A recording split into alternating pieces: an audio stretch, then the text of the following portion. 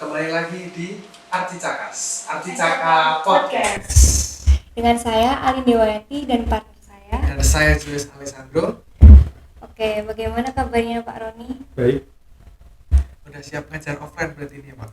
Iya, semester ini mau nggak mau kita harus kombinasi offline online ya. Iya Pak. Oke Pak, nah tadi kita udah membahas tentang klaster neuroarsitektur, desain, dan teori. Menurut Bapak ini bagaimana Pak? Apa kaitannya dengan klaster urban design and landscape arsitektur? Iya. Nah, ini kalau langsung kita lihat kaitannya, hubungannya adalah mungkin di fokusnya ya. Yang neuro itu ada lingkup-lingkup, terutama dalam lingkup perkotaan, kasus-kasus di perkotaan, terutama perkotaan masa kini ya.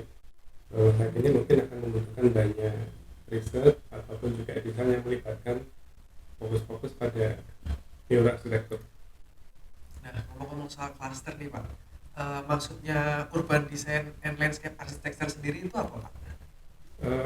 Sebetulnya kata urban design dan landscape arsitekturnya mengacu kepada locus dari batasan lingkup. Kalau kita di arsitektur, kita bicara mungkin bangunan ya, di dalam satu lingkup, satu tapak. Nah, di dalam konteks urban design maka kita akan bicara lingkup yang sedikit lebih besar, lingkupnya meso gitu ya. Kalau kita bicara mikronya adalah tapak dan bangunan, maka mesonya adalah sebuah kawasan. Kadang-kadang ada proyek yang lingkupnya sebuah kawasan cukup besar ya, mungkin 1 hektar, 2 hektar, atau mungkin 1 kecamatan gitu ya. Lingkup urban design lokusnya segitu. Lalu landscape. Nah, landscape ini ada dua ya, mungkin teman-teman bicara landscape itu selalu hijau. Tapi ada landscape perkotaan, ada juga landscape yang kita sebut dengan bentang alam. Jadi di dalam kasus landscape arsitektur bisa saja nanti ada bentang alam di perkotaan, tapi juga ada bentang alam yang non perkotaan, rural. Kalau boleh tahu nih Pak, siapa saja yang memberi materi terhadap klaster itu? Di klaster UDLA ini ada 4, saya sendiri, kemudian Pak Adityo, Pak Nino Ardiansyah, sama Bu Ayu Ratih. Nah, itu kan banyak tuh Pak dosen-dosennya Pak. Nah, kalau dalam dosennya sendiri itu ada yang memiliki spesialis sendiri nggak Pak? Misalnya satu dosen itu spesialisnya di mana gitu Pak? Ya, kebetulan karena studi ya, dan juga topik riset yang bersangkutan, studi terutama untuk S2 dan S3-nya gitu. Kebetulan kalau saya di morfologi perkotaan, Pak Adityo risetnya lebih banyak ekologi perkotaan. Kemudian Pak Nino nanti lebih banyak ke perilaku, kemudian juga desain ruang, desain fasilitas publik. Kemudian Bu Ayu Ratih lebih ke hospitality design and tourism. Baik, sekali lagi dalam konteks perkotaan. Ya, baik Pak. Kalau boleh tahu Pak, kira-kira apa aja yang dipelajari di dalam klaster itu? Pengkhususannya adalah isu-isu yang ada di dalam lingkup meso itu mungkin agak luas gitu ya, dibanding dengan isu-isu yang mikro. Misalnya pada saat kita melakukan analisis tapak untuk konteks arsitektur, maka di dalam urban design analisisnya akan analisis kawasan. Nah, perspektif analisis inilah yang mungkin akan saling melengkapi sebetulnya ya, tidak kemudian arsitekturnya lepas, karena yang membuat itu dekat sekali dengan arsitektur adalah urban design produknya 3 dimensi, bukan 2 dimensi seperti urban planning. Nah, dengan produk 3 dimensi ini kita harus mendesain, tapi dalam lingkup meso. Ini kan tadi kita udah ngomong-ngomong tentang kenapa ada klaster ini kan Pak. Nah, sekarang itu saya mau tanya maksud dan tujuannya klaster ini dan seperti apa gitu Pak untuk kita. Nah, baik. Saya kira mungkin kaitannya dengan isu hari ini ya. Misalnya kenapa sih kok Atma Jaya memerlukan ada klaster urban design dan landscape arsitektur? Penduduk perkotaan itu di abad ini dia sudah akan melampaui 50% dari populasi dunia. Jadi kalau dulu mungkin 50 tahun yang lalu yang kita namakan masyarakat bumi itu tinggalnya lebih banyak di pedesaan daripada perkotaan. Tapi setelah 2020 lebih banyak yang tinggal di perkotaan, dan itu setelah 2050 nanti akan mencapai 70%. Isu perkotaan akan berbeda ya dengan isu non perkotaan. Nah, di dalam isu perkotaan ini ada padatan, kemudian ada traffic, ada juga masalah perilaku tadi. Kemudian nanti ditanya apa sih kaitannya dengan neuroarsitektur, karena muncul isu-isu tentang smart city dan lain sebagainya. Jadi mungkin kenapa perlu, karena populasi kita semakin bertambah dan isu perkotaan semakin tinggi. Terus ini ada pertanyaan terakhir paling penting nih Pak buat kita mahasiswa kan. Bagaimana kriteria kita agar dapat masuk ke dalam klaster ini Pak? Nah, kalau kriterianya saya kira mungkin begini. Masalah topik yang menjadi minatnya, satu, minat untuk riset atau untuk desain. Desain di urban design skopnya tadi meso, kawasan. Kalau kita lihat mungkin kawasan resort misalnya, atau kawasan yang bersejarah gitu ya, atau sebuah public space. Nah, yang satu ini mungkin teman-teman berpikir, wah kalau masuk UGLA nanti desainnya gede-gede gitu atau besar-besar gitu, sama disuruh mendesain jumlah bangunan yang lebih banyak. Sebetulnya tidak, karena kedalamannya akan berbeda seperti itu. Tetapi ada juga topik-topik yang mungkin secara spesifik dia berada di ruang kota, jadi bukan besar, analisisnya besar, tapi produknya mungkin misalnya satu koridor jalan di Ponorogo atau satu koridor di jalan Kota Baru gitu misalnya, selebar 30 meter, sepanjang berapa, 300 meter, 600 meter, tapi analisisnya skalanya meso besar, yang produk yang didesain satu koridor jalan itu sebagai contoh. Oh iya, baik Pak. Nah, menarik banget nih pembahasannya teman-teman. Nah, kalau teman-teman ada yang minat masuk untuk ke salah satu klaster tersebut, teman-teman bisa ya dipahami dan dipersiapkan tentunya ya Pak ya, agar kalau besok mau ngambil nggak bingung gitu ya Pak. Oke, jadi nggak cuma 2 klaster yang bakal kita bahas, masih ada beberapa klaster. Jadi teman-teman harus tetap stay tune di Arcicaka Podcast. Iya benar banget tuh. Untuk info tentang klaster-klaster tersebut, teman-teman bisa cek di Instagramnya @arsitektur.uaj. Nah, sebelumnya kami mengucapkan terima kasih untuk Bapak Roni yang sudah memberikan waktunya di sela-sela kesibukannya. Sama-sama. Semoga sehat selalu, Pak. Oke. Sampai jumpa di podcast selanjutnya. Bye-bye.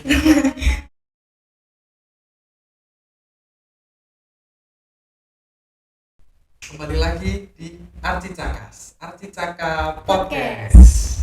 Dengan saya Alin Dewayati dan partner saya. Dan saya Julius Alessandro. Oke, Jos. Gimana kabarmu, Jos? Baik Lin, kalau kamu gimana Lin? Baik juga, Jos. Kamu liburan ngapain aja, Jos? Liburan ya tambah-tambah ilmu sedikit lah. Apa nih contohnya? Belajar Revit. Oh, Lagi belajar belajar Revit. Oke. Berarti udah pro belum? Belum, baru belajar. Di sini kayaknya kita udah ada tamu spesial nih. Iya benar. Di sini kita sekarang kedatangan Bapak Insinyur Andreas Atmaji, Magister Teknik. Yeay. Halo, apa kabar Pak? Baik, sehat. Nah, siap ngajar offline nih Pak? Iya, ya ini sedang siap-siap.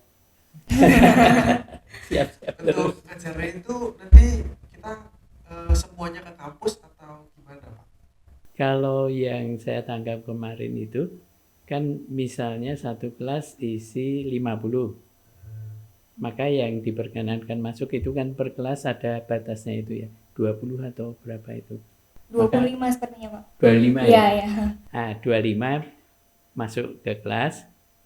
Kemudian yang 25 yang lain itu di rumah. Jadi daring seperti yang kemarin itu. Nah, soalnya kita berdua nih nggak pernah ke kampus Iya, Pak. belum pernah offline Oh, ke iya. kampus. Karena Iya. COVID Ah. kan, jadi di rumah. Iya. Angkatan 20, angkatan 21 juga sekarang kan semester 1 ini masih online. Ya.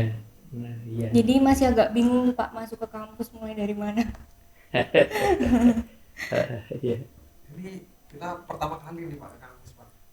Oh gitu. Iya. Saya juga kok. Oh Pak juga selama Kemarin ada bimbingan ini apa mengisi itu apa kegiatan-kegiatan kita per semester itu dosen-dosen itu untuk bikin laporan. Iya, Pak. Nah, ngomong-ngomong soal klaster nih Pak. Nah, kita tuh kan sekarang bersama Bapak kita mau membicarakan tentang klaster housing and settlement Pak. Nah, kita mungkin mau menanyakan Pak, housing and settlement sendiri itu apa sih Pak sebenarnya? Yeah. Housing and settlement. Jadi kalau kita melihat katanya ya, arti kata itu adalah ya berkisar tentang bagaimana kita bermukim. Jadi kalau ada urban itu kan lebih global, ya lebih umum. Di dalam urban itu kan ada bagian-bagian yang fungsinya sangat-sangat banyak begitu. Settlement, housing itu termasuk dari bagian itu. Nah maka sebenarnya kalau kemarin atau tadi pagi ya Pak Roni itu tentang urban and apa ya landscape ya mungkin ya. Ya. Nah itu sangat erat berhubungan kalau yang dengan Pak Roni. Mata kuliah yang kita cobakan kemarin itu adalah desain landscape dan perkotaan kalau yang kemarin. Nah, maka isinya saya tadinya juga ini berarti dengan klaster saya itu dekat sekali. Mungkin ya menjadi satu klaster dengan itu housing urban and landscape. Iya. Jadi soalnya sama-sama kalau punya Bapak ini rumahnya, kalau tempatnya Pak Roni itu areanya. Ya, area kota secara menyeluruh. Oh iya Pak. Ya. Karena mayoritas dari kita juga mulai tinggal di kota gitu kan ya Pak. Jadi kotanya padat gitu kan. Ya, ya. Ya. Kalau boleh tahu nih Pak, siapa aja sih Pak yang memberi materi klaster ini besok itu? Oh ya, yang ada di klaster saya ini adalah Pak Amos, Prof. Amos, lalu Bu Nisa, lalu saya. Sebetulnya ada Bu Catherine, tapi Bu Catherine belum selesai studinya, masih di Amerika. Sebentar lagi itu pasti bergabung. Namun hanya kemungkinan saya sudah nanti lalu pensiun, jadi mungkin ya tidak ketemu bisa jadi. Gitu. Kira-kira sulit nggak sih Pak masuk ke klaster ini gitu? Masuk ke klaster ini itu tidak sulit saya kira, karena bagaimana mengelola supaya orang bisa bermukim. Lalu tentunya yang berkaitan dengan hunian. Sehingga kalau misalnya kita ada mengelola asrama misalnya. Mengelola asrama itu kan juga ada huniannya, maka masuk ke sini. Mau yang kos-kosan misalnya itu juga ke sini. Hanya memang problem di housing settlement ini itu nanti lebih agak lingkupnya itu besar ya. Jadi kalau kota itu besar sekali, kemudian kota itu ada bagian untuk berhuni, maka kita masuknya di situ itu. Mau nggak Lim kalau masuk klaster ini Lim? Cukup menarik ya Jos ya klasternya. Soalnya bahasnya juga tentang kota, kita tinggal di kota, jadi kayak menarik, kayak cocok gitu Pak. Iya. Menantang juga. Iya. Nah terus ini Pak, kan mengenai klaster ini pasti ada maksud dan tujuannya itu Pak. Nah maksud dan tujuan dari klaster ini dan sepenting apa untuk kita itu apa Pak?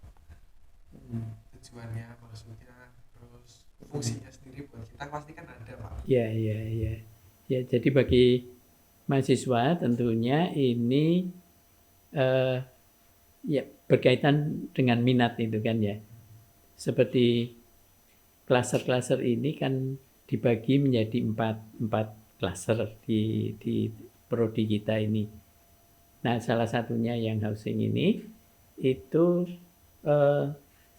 supaya nanti orang berhuni itu bisa ya sehat itu kan, bisa menopang kehidupan yang lebih panjang. Jadi bukan untuk saat ini tapi juga untuk di kemudian hari, bahwa anak cucu kita itu nanti juga akan hidup berhuni di bagian-bagian yang memang sudah di semacam panduan master plan-nya itu seolah-olah sudah ada. Jadi kita belajar menata itu, paling tidak menata master plan. Berarti dalam kata lain itu kayak menghindari pemukiman kumuh gitu ya. Ya, supaya nanti tidak menjadi area yang kumuh. Nah, begitu. Jadi lebih ya, pertama rumahnya itu nggak asal bangun. Ya. Habis itu sehat untuk kita semua. Ya, kita untuk tetangga. Ya, terutama lalu memang sekarang ini hubungan hunian itu sangat erat dengan yang pandemi yang sedang kita alami saat ini. Maka ada dugaan itu bahwa kedepannya huniannya pasti juga akan menyesuaikan dengan kondisi yang sekarang sedang terjadi ini. Nah, yang macam apa? Ya itu nanti akan dicari di kelas itu saya kira. Nah, pengertian dari Bapak ini sangat sangat berguna untuk kita gitu kan Pak, yang mau mengambil klaster-klaster selanjutnya. Iya. Jadi tadi kita sudah membahas 2 klaster, yaitu urban design and landscape architecture and housing and settlement. Nah, untuk teman-teman yang tertarik untuk mengikuti klaster dari tempat Bapak Atmaji ini, boleh langsung diperhatikan dan dipahami agar untuk mendaftar klaster tersebut tidak sudah siap gitu ya Pak ya. Iya. Oke, mungkin Pak, kriteria apa ya Pak ya supaya bisa masuk ke klaster ini gitu? Kalau kriteria itu, kalau ini sudah menjadi mata kuliah wajib, maka ya kriterianya kalau sudah saatnya kita ada di semester 6 ya, masuk semester 6, berarti kita akan dibagi menjadi klaser-klaser ini. Ada 4 klaser itu kan. Nanti kalau kamu sudah memilih salah satu klaser di 4 ini, itu nanti masuk semester 7 itu akan melanjutkan. Di sana yang membuat proposal tugas akhir. Ya, tugas akhir. Nah, tentu menguasai sekali karena itu sudah dipelajari di semester 6. Ya kan? Semester 7 bikin proposalnya, lalu studio. Berarti ada hubungannya sama skripsi gitu nggak Pak? Iya. Jadi dulu namanya skripsi. Nah, sekarang lalu kemarin berkembang menjadi namanya membuat landasan konseptual, ya, konseptual perencanaan dan perancangan arsitektur. Maka sebelum ini kemarin namanya LKPPA, landasan konseptual perencanaan dan perancangan arsitektur. Kemudian dibenahi lagi, lalu semester 7 membuat proposalnya saja. Semester 6 membuat ini tadi, mewadahi minat-minat itu tadi. Jadi kalau nanti tugas akhirnya arahnya mau pengen tentang penataan pemukiman, maka ya masuknya ke klaster ini gitu. Terus untuk mahasiswa nih, apa sih Pak yang perlu dipersiapkan Pak? Apa yang misalnya harus mempelajari dasar apa gitu Pak untuk masuk ke klaster ini? Iya, kalau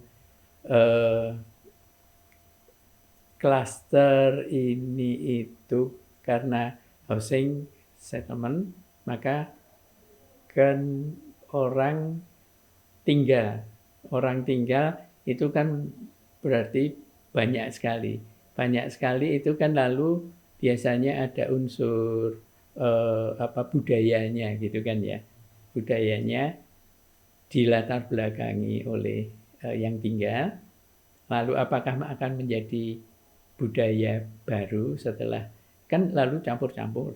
Iya. Nah, kan ada yang dari Jawa, ada dari Sumatera, dari berbagai macam budaya, lalu tinggal bersama, berhuni. Nah, ini nanti akan menjadi apa itu? Apakah menjadi budaya baru atau yang masing-masing itu tetap berkembang dengan kotaknya sendiri-sendiri. Nah, itu termasuk bagian yang mungkin ya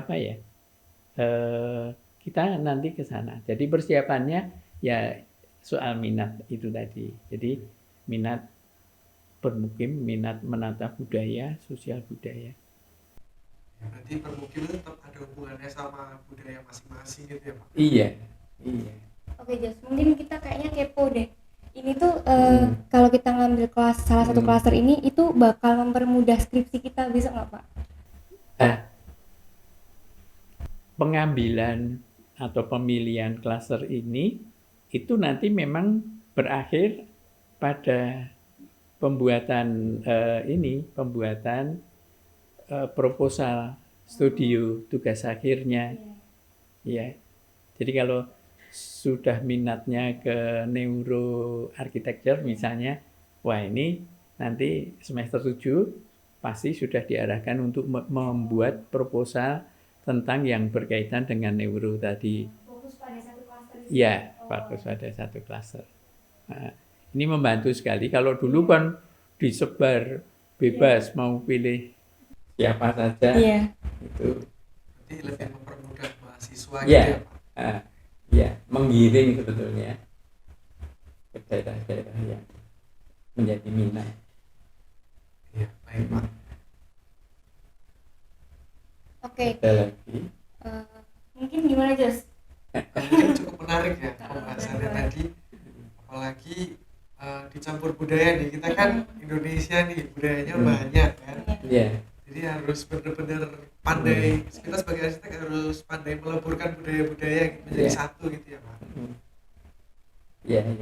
Walaupun sebetulnya itu ada klaster yang culture and tourism itu, history and heritage itu juga budayanya juga kental itu ya. Oh iya. Tapi ini lebih memfokuskan pada bagaimana orang berhuni itu. Menarik ya Jas. Iya, menarik banget sih. Iya. Mulai kalau di Jogja itu khasnya joglo ya Pak. Itu kan nggak bisa dibiarkan gitu. Artinya bahwa joglo ini kan salah satu produk yang ada di Jawa yang ya, apakah lalu tidak bisa menerima konsep-konsep yang baru. Nah, ya justru kita belajar di sini kan akan ke situ ya.